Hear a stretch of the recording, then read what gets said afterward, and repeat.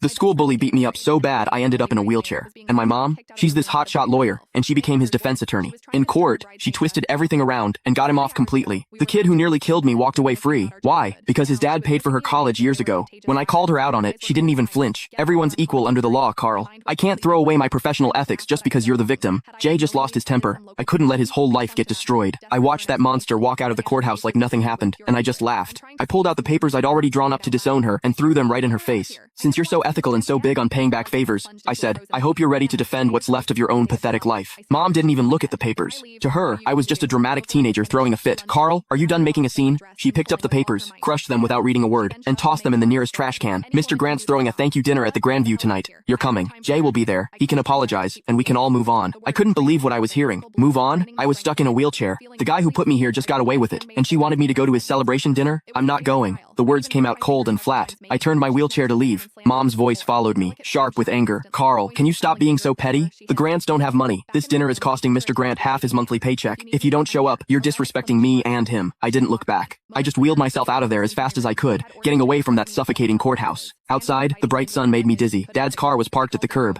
He saw me and rushed over, looking nervous and worried. Carl, what happened? Did they convict him? Looking at this man, who's been a doormat his whole life, I felt completely helpless. He got off. Not guilty. Dad just stood there with his mouth hanging open. How could? Your mom said it was just a formality. She said she'd get Jay a suspended sentence at most. How did he get acquitted? I laughed bitterly. Dad, your wife is a star lawyer. When she wants someone to walk, they walk. Even if that person broke her own son's leg. Dad wrung his hands, clearly stressed. But she must have her reasons. That Mr. Grant guy really did help her. Stop. I cut him off. Take me to the hospital. I'm not going home. Dad hesitated, glancing back at the courthouse. Well, your mom just texted. She says we need to go straight to the Grandview. She said if we don't show, she'll cancel my credit card. I looked at him. 50 years old, and he lives like a dog. Mom controls every penny. He doesn't even dare talk back to her. Then you go. I pulled out my phone and called a wheelchair-accessible Uber. I'll get there myself. Carl, don't do this. Dad reached for me, but I pushed his hand away. Dad, if you still think of me as your son, don't go to that dinner. If you go, don't bother visiting me again. The car showed up. The driver helped me in. Through the window, I saw Dad standing on the sidewalk, torn. Finally, he sighed, turned around, and got in his car. He drove toward the Grandview.